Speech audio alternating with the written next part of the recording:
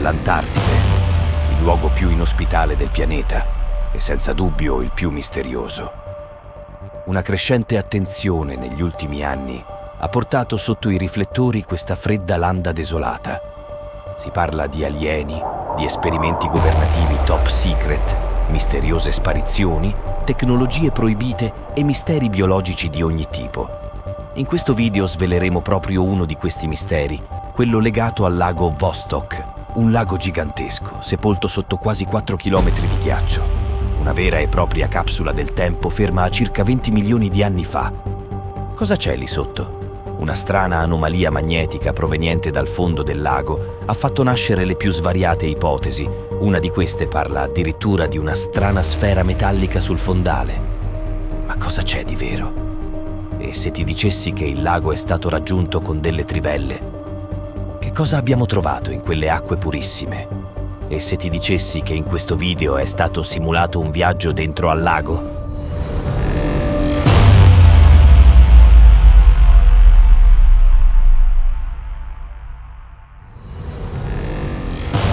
Amici esploratori, bentornati su Agente Arcano. Oggi vi conduco in un viaggio straordinario verso i confini del nostro pianeta per svelare uno dei misteri più affascinanti e dibattuti, il lago Vostok, nascosto sotto la spessa coltre di ghiaccio dell'Antartide.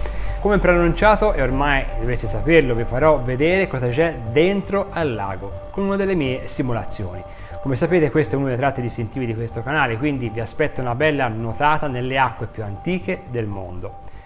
Negli ultimi anni il web è stato inondato da teorie stravaganti e notizie sensazionalistiche sul lago Vostok. Parlo di Atlantide, UFO, creature aliene, eccetera eccetera. Un vero e proprio diluvio di informazioni spesso infondate che rischiano di offuscare la realtà scientifica. Ma qual è la verità dietro a questi misteri? Io ve lo dico sinceramente, mi sono un po' stufato di vedere titoli clickbait che preannunciano chissà quali misteri e complotti per poi in sostanza non dire nulla se non cercare di confondere le idee. Il problema è che certi canali sono molto convincenti e vi fanno credere a tutte le frottole che vogliono. Basta! In questo video mi sono davvero immerso a fondo nella ricerca, mi ci è voluto anche del tempo per setacciare tutti gli studi scientifici e sfatare le bufale più diffuse. Ma il mio obiettivo è molto semplice: offrirvi un'analisi chiara, oggettiva e appassionante di questo luogo straordinario e mettervi anche in guardia dall'enorme tsunami di scemenze che è sempre dietro l'angolo. E se ci riesco vorrei anche darvi spunto per capire quale sia il metodo e le domande che vi dovreste porre in modo da sviluppare un po' di sano scetticismo rispetto a quello che vedete o ascoltate, in modo da non crederci come se fosse la verità assoluta. Perché il lago Vostok è così speciale? Cosa lo rende un obiettivo ambito per scienziati appassionati di tutto il mondo? Cosa sappiamo delle sparizioni misteriose di scienziati e turisti? E soprattutto, cosa c'è di vero nelle tante leggende che lo circondano? Davvero c'è una palla di metallo sul fondale? Rispondo a tutte le domande in questo appassionante video. Quindi, se siete pronti a un'immersione nelle acque più antiche del mondo, mettetevi comodi e restate con me fino alla fine, mi raccomando. Iniziamo il nostro viaggio e andiamo in Antartide.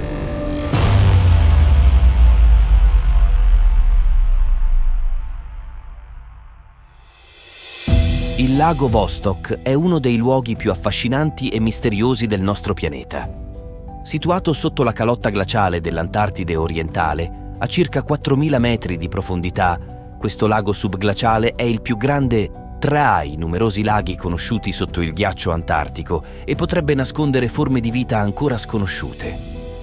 Con una lunghezza di circa 250 km e una larghezza massima di 50 km, il lago Vostok copre un'area di 12.500 km², rendendolo uno dei laghi più grandi del mondo per superficie.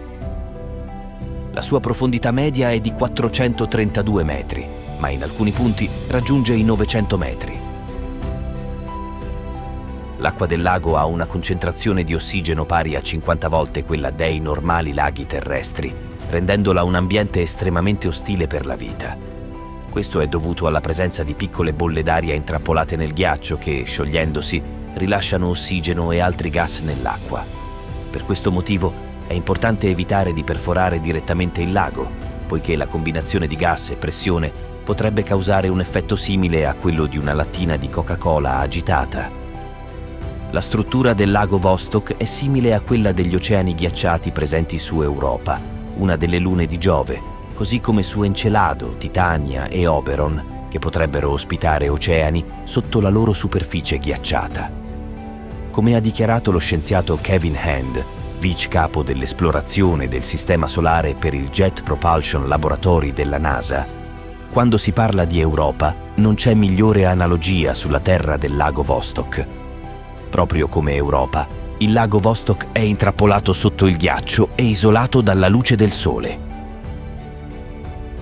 Riguardo al discorso dell'ossigeno, pensate che c'è chi dice che alcuni scienziati russi, senza naturalmente sapere bene chi, in quanto non ci sono fonti a sostegno, dicono che ci sarebbe un vero e proprio ciclo dell'acqua, che per farla breve significherebbe, e cito testualmente, potrebbe ospitare fenomeni meteorologici quali piogge e temporali, spostamenti d'aria, fenomeni atmosferici, eccetera. La notizia evidentemente è stata presa da qui, ma da nessuna parte si riesce a risalire alla fonte. Per farvi capire la portata di questa scemenza vi faccio un'analogia. Ecco, l'idea che nel lago Vostok, nascosto sotto chilometri di ghiaccio, possano esserci tempeste è un po' come immaginare un'acquazzone in una piscina coperta, semplicemente è impossibile. Io non mi capacito di come si possa, per la voglia di fare scalpore a tutti i costi, arrivare a fare dichiarazioni del genere che superano il ridicolo. Cioè, c'è da vergognarsi a dirlo e anche a riportarlo quasi. Comunque, vabbè, andiamo avanti. Adesso sveliamo il primo grande mistero, quello legato alla presunta e improvvisa introvabilità delle notizie circa le ricerche e le analisi delle sue acque. Un insabbiamento del governo, non si sa bene quale, forse quello russo, che non vuole farci sapere che cosa ha trovato lì sotto. Allora andiamo a vedere se le cose stanno davvero così.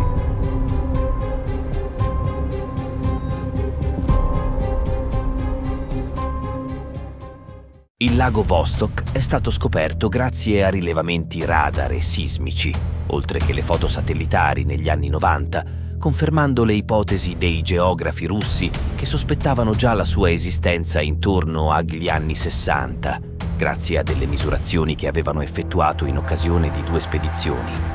In quegli anni, nella stazione Vostok, il luogo più freddo conosciuto della Terra, iniziò il prelevamento di carote di ghiaccio per fini di ricerca climatologica da parte di ricercatori russi, francesi e americani, scavando un pozzo di 3.623 metri.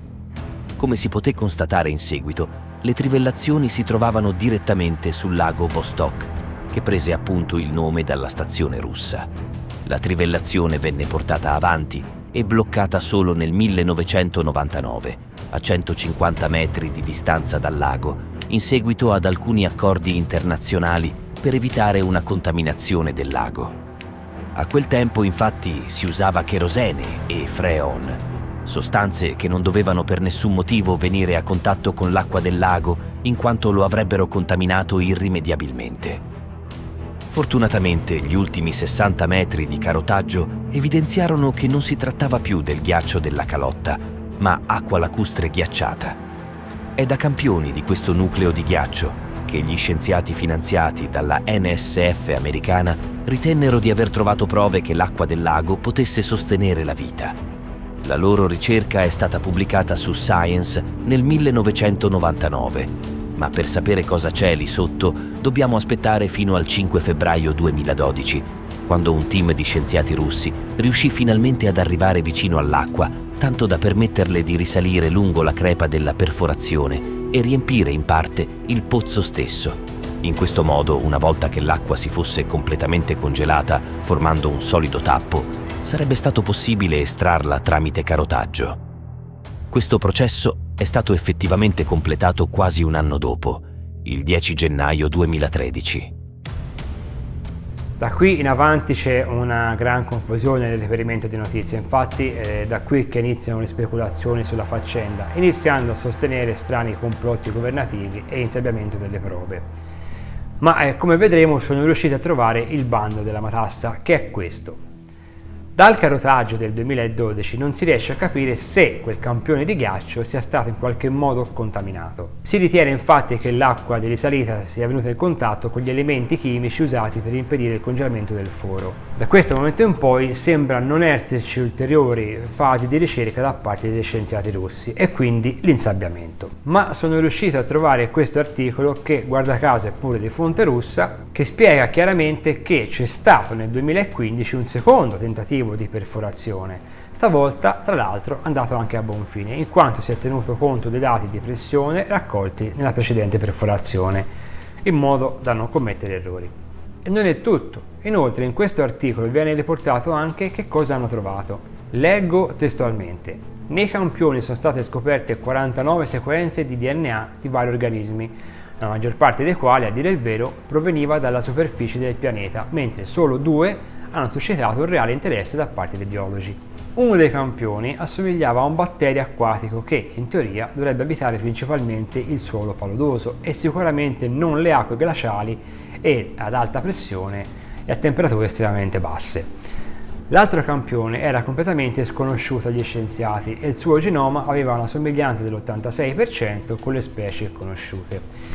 Se avessimo svelato il DNA dell'organismo di cui abbiamo confermato la scoperta nel 2016 senza annunciare da dove provenisse, ci avrebbero chiesto se provenisse dal pianeta Terra, dice Sergei Bulat, che era responsabile del lavoro per studiare i campioni d'acqua del lago Vostok. Quindi non è vero che non sappiamo che cosa ci sia sotto il lago Vostok. A chi continua a dire che il governo non vuole rivelare le scoperte perché vuole tenerle per sé, ecco un fatto. Nel 2018 Bulat ha scoperto un nuovo abitante del lago, il batterio Marini Lactobacillus. Questi bacilli si nutrono di materiale organico che è praticamente assente nelle acque del lago Vostok, suggerendo che potrebbe esserci luoghi ricchi di sostanze nutritive a profondità maggiori. Se questo non basta, in un articolo aggiornato al 2018 intitolato Esplorando il lago nascosto Vostok in Antartide, si dichiara che gli studi sul DNA degli organismi del lago Vostok mostrano che questi estremofili possono vivere sia in ambienti di acqua dolce che salata e prosperano grazie a fonti chimiche di nutrimento. Questi organismi sono simili ai batteri trovati in pesci, aragoste, granchi e alcuni vermi, suggerendo una connessione con altre forme di vita sulla Terra. Non c'è nulla di oscuro o strano. Per quanto riguarda tutto il resto è spiegato sempre qui, in questo articolo, dove dichiarano che ulteriori finanziamenti per l'esplorazione dei livelli più profondi del lago Vostok furono successivamente smessi di essere stanziati a causa di un cambiamento di politica. La priorità doveva ora essere data al Polo Nord. E non è nemmeno la prima volta che le ricerche vengono interrotte, infatti già negli anni 80 e 90, a causa di difficoltà tecniche, preoccupazioni ambientali, mancanza di fondi, interessi politici diversi, la perforazione del lago subì diversi stop. Quindi non c'è nessun mistero al riguardo, hanno scavato, hanno preso i campioni, li hanno analizzati, ovviamente hanno trovato qualcosa di un po' diverso da ciò che conosciamo, come era prevedibile anche, aggiungo, dato che quelle acque conservano una realtà di 20 milioni di anni fa e una volta fatto questo il giochino è finito. E meno male, aggiungo, magari che una volta tanto lasciamo incontaminato almeno un pezzo di terra senza doverci mettere per forza i nostri piedi sopra. Aggiungo e chiudo il discorso che potenzialmente poteva nascondersi in tutta questa vicenda un grosso pericolo. Provate a immaginare se saltasse fuori un patogeno di 20 milioni di anni fa, un virus antico al quale il nostro corpo, il nostro organismo non è preparato. Io penso che sarebbe un bel casino.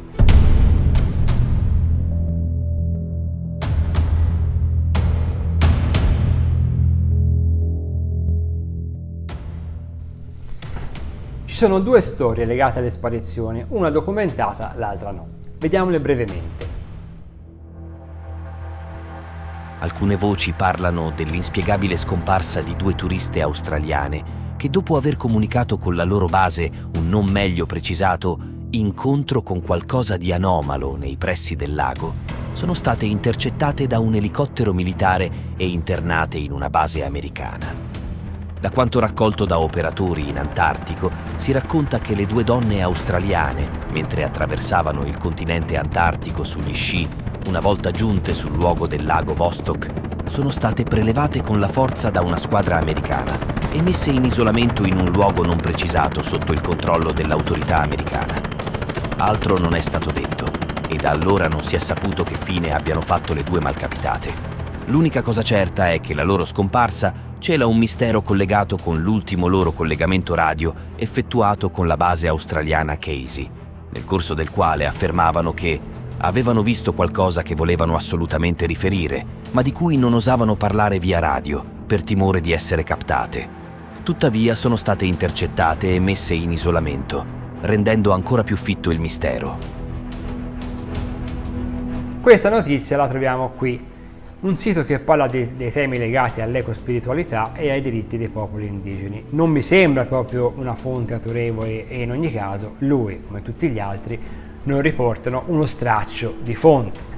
Ma scusate, se domani sparissero due italiani in Antartide, ma non ne parlerebbe nessuno, le testate giornalistiche italiane non ne parlerebbero e guarda caso informazioni molto compromettenti come il fatto che l'esercito, sempre gli americani tanto per cambiare, le abbiano prese e nascoste, fatte sparire e nessuno chiede di loro, nemmeno i parenti, un giornalista, cioè all'Australia non gliene frega nulla. Sapete qual è la verità in un caso come questo dove le notizie non dicono nulla, un messaggio che non potevano dire, un posto imprecisato, il tutto legato al fatto che nessuno di serio ne parla.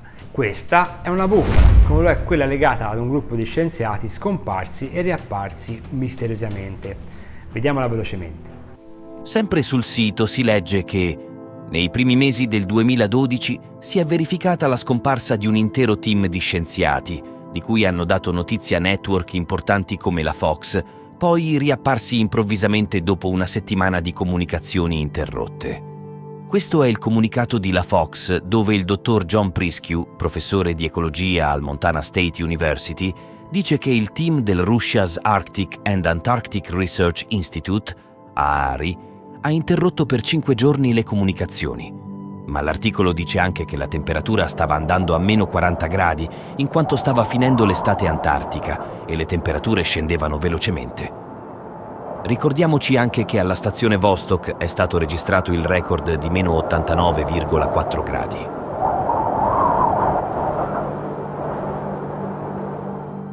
Allora, non potrebbe essere che hanno avuto qualche piccolo problemino tecnico alle comunicazioni, visto il posto dannatamente ostico in cui stanno lavorando? Cioè, basta un po' di buonsenso.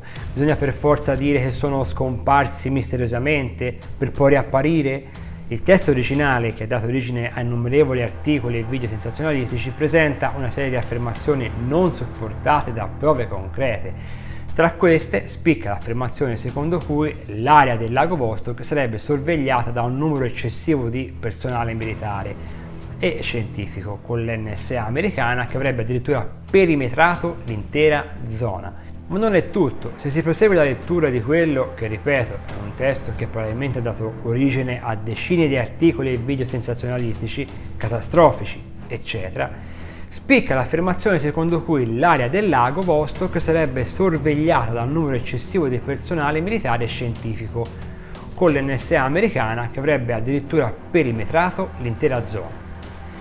Va sottolineato che le informazioni relative alla presenza dell'NSA e alle restrizioni all'accesso del lago sono presentate come testimonianze non confermate. Questo significa che non esistono prove tangibili a sostegno di queste affermazioni. È come dire che un nostro amico ci ha raccontato di aver visto un UFO, punto. L'informazione è affascinante, ma priva di qualsiasi fondamento scientifico. In sostanza non vale nulla. Poi l'NSA in generale non prende parte a questioni che non riguardano il territorio nazionale, specie in Antartide, dove vige il Trattato Antartico, il quale stabilisce chiaramente che l'Antartide deve essere utilizzata esclusivamente per scopi pacifici e scientifici. Qualsiasi attività militare o che limiti l'accesso a determinate aree è esplicitamente proibita. Pertanto l'idea che l'NSA abbia imposto una zona di esclusione attorno al lago Vostok è in contraddizione con le norme internazionali. L'affermazione secondo cui la NSA avrebbe perimetrato un'area grande quanto il lago Ontario è chiaramente un'esagerazione volta a creare sensazionalismo. È come dire che un formicaio è grande quanto una città. Un'affermazione grossolana che non resiste ad un minimo di verifica. Se lo hanno fatto, non lo ha fatto l'NSA ed è un qualcosa di cui ha conoscenza tutta la comunità scientifica, in quanto ogni aderente al trattato, America compresa, ha rinunciato a qualsiasi tipo di sovranità territoriale. Nella comunità scientifica di questo non v'è traccia, le fonti non sono confermate, quindi fino a prova contraria è una bufala. Molto semplicemente qualsiasi restrizione intorno all'area del lago, se c'è, ma ripeto non ho trovato conferme, dovrebbe servire semplicemente per mantenere il più possibile incontaminata una zona unica e ripetibile del nostro pianeta. Questo dice il buonsenso e anche il metodo scientifico. A questo punto affrontiamo il mistero più spettacolare, l'anomalia magnetica. Ma prima di farlo, se sei arrivato fino a qua e se il video ti sta piacendo, ti chiedo di supportarmi con un like e un commento per aiutare il posizionamento del video nella piattaforma. Ovviamente mi farebbe anche piacere che ti iscrivessi al canale, ma solo se credi che questo tipo di contenuti abbia qualcosa di diverso dagli altri e che quindi meritino la tua attenzione. Io ti ringrazio. Vediamo adesso l'anomalia magnetica.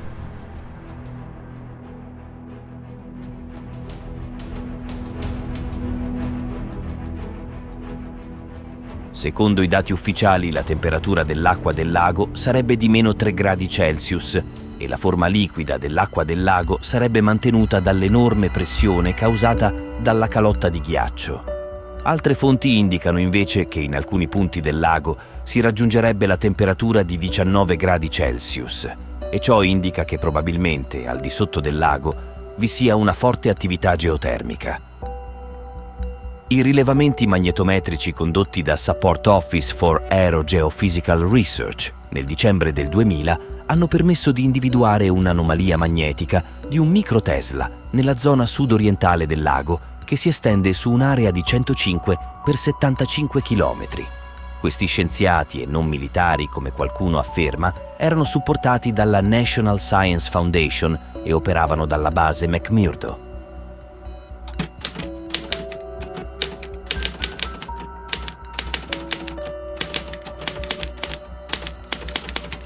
Bob Dean era un ex sergente maggiore dell'esercito degli Stati Uniti, noto per le sue affermazioni e teorie riguardanti gli UFO e altri fenomeni inspiegabili. Ha partecipato a numerose conferenze e interviste dove ha condiviso le sue opinioni su vari argomenti misteriosi e controversi. Sottolineo le sue opinioni. Per quanto riguarda il lago Vostok, Bob Dean ha affermato che alcuni satelliti hanno rilevato una massa concentrata di metallo dalla forma circolare di notevoli dimensioni sotto il lago. Queste affermazioni sono state fatte durante una delle sue presentazioni, ma non ci sono prove scientifiche concrete che supportino queste dichiarazioni. Sta di fatto che sembra proprio lui ad aver dato origine a questa speculazione senza apportare nessuna prova. Inizialmente si è cercato di spiegare l'anomalia magnetica con cause naturali. Michael Studinger della Columbia University ha detto che la crosta terrestre è molto probabilmente molto sottile sul fondo del lago. Pertanto, la vicinanza al mantello provocherebbe un aumento dell'attività magnetica. Il geologo Ron Nix, invece, sostiene esattamente il contrario. La sottigliezza della crosta e la conseguente vicinanza del mantello provocherebbero il riscaldamento della crosta stessa e questo dovrebbe ridurre l'attività magnetica piuttosto che aumentarla.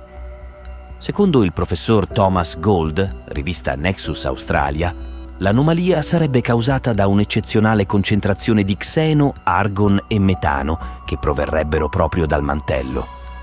Ci sono poi varie teorie ripescate per l'occasione e postulate da autoproclamati esperti ricercatori che parlano di fantomatici cristalli di Atlantide, resti metallici di antiche civiltà perdute sotto il ghiaccio e addirittura dischi volanti che sono state usate per vestire ancor meglio questa anomalia magnetica.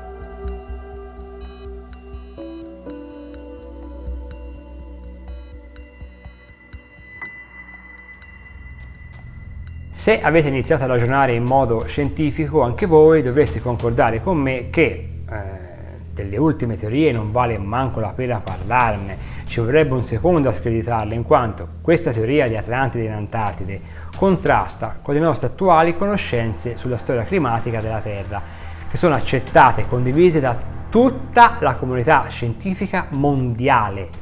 Atlantide sarà dove volete, non discuto, ma non può stare in Antartide. Fate pace con questo concetto e andiamo avanti. Poi, se volete un video che parla di questo, me lo scrivete nei commenti. Veniamo alla palla di metallo, o forse cilindro. La notizia di Bob Dean non si sa da dove viene e da dove l'ha presa, ma alcuni, pochi per fortuna, articoli che ne parlano rimandano a questo sito che si chiama Noi e gli extraterrestri, che ovviamente non riporta la fonte di questa notizia.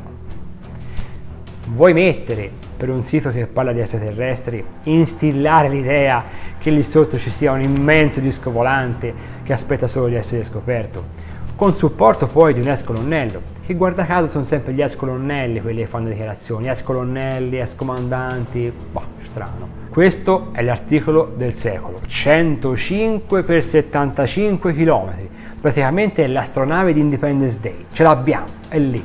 Qualcuno ha ipotizzato che si trattasse di un asteroide ferroso, ma anche se questa teoria sembra apparentemente più sensata, considerando che l'asteroide che ha sterminato i dinosauri aveva un diametro, si presuppone, di all'incirca 10 km, qui stiamo parlando di un evento così immenso che ci sarebbero tracce molto evidenti in tutte le analisi del terreno in tutte le parti del mondo, cioè ci doveva essere un'altra estinzione di massa e non c'è, quindi è da escludere. Ma allora che cos'è? La teoria più valida è quella dell'assottigliamento della crosta terrestre, come analogamente succede da altre parti del mondo, come ci suggerisce anche Wikipedia. L'assottigliamento giustifica la presenza di materiale magmatico che possa avere concentrazioni di ferro tali da essere evidenziate dagli strumenti come anomalie magnetiche. Inoltre questo studio del 2022 dimostra che di anomalie magnetiche ce ne sono parecchie in Antartide, così come nel resto del mondo. E quindi onestamente se togli la palla di metallo o disco volante non è che ci sia molto da indagare. Cioè, ora non ci vado leggero, Se ci fosse davvero una sfera di metallo avremmo sentito un clamore mediatico impossibile da tenere a freno, qualcosa di analogo al periodo del Covid per intenderci, ci sarebbe stato un mezzo mondo a scavare dentro al ghiaccio. Cioè, una notizia del genere, se fosse vera, non potrebbe essere rinchiusa solo dentro a qualche testata complottistica, ma non vi pare anche a voi? Certo, non sappiamo ancora con esattezza a che cosa sia dovuta, anche perché stiamo guardando, ricordiamocelo, attraverso 4 km di ghiaccio, nel posto più inospitale del pianeta, e per avere una risposta bisognerebbe davvero scendere dentro al lago e fare delle rilevazioni. C'è anche un progetto della NASA che prevede di farlo. Comunque, non avere ancora una risposta o ammettere che qualcosa ancora non l'abbiamo compresa, del tutto intendo, non significa che per forza ci deve essere l'alieno, il disco volante o il governo che insabbia tutto. Poi il fatto che sia un ex colonnello o il Papa in persona a rilasciare una dichiarazione non ha alcuna rilevanza senza il supporto di uno straccio di prove. Non è il grado militare che dà verità a un'affermazione, ci vogliono le prove. Ma Trump ha rilasciato qualcosa come 30.000 false affermazioni e si sta parlando di un presidente degli Stati Uniti d'America. Senza prove nessuno è una fonte affidabile. Ve lo ripeto, senza prove nessuno è una fonte affidabile. Inoltre un fenomeno inspiegato non è inspiegabile, è semplicemente ancora inspiegato. È pieno il mondo di cose che ancora non capiamo. Vedi ad esempio i fulmini globulari. Semplicemente, visto il luogo, ancora dobbiamo approfondire gli studi, ma punto e basta. Il resto sono storie della buonanotte, affascinanti, lo ammetto, ma storie della buonanotte, per prendere qualche click in più, qualche visualizzazione, nel caso di un canale di YouTube. Basta, tutto qua. Ok, arrivati fino a qui è giunto il momento di salutarsi. Spero che il video ti sia piaciuto. Ma ti voglio lasciare con una provocazione. Fai finta di essere un complottista convinto e inventa qualcosa che potrebbe esistere dentro al lago. Qualcosa che magari un complottista, leggendo nei commenti qui sotto, lo prenda a spunto e ci faccia qualche articolo ansiogeno, ok? Fammi sapere dai nei commenti qua sotto, io ti lascio regalandoti un tuffo nel lago più controverso del mondo. Alla prossima, ciao!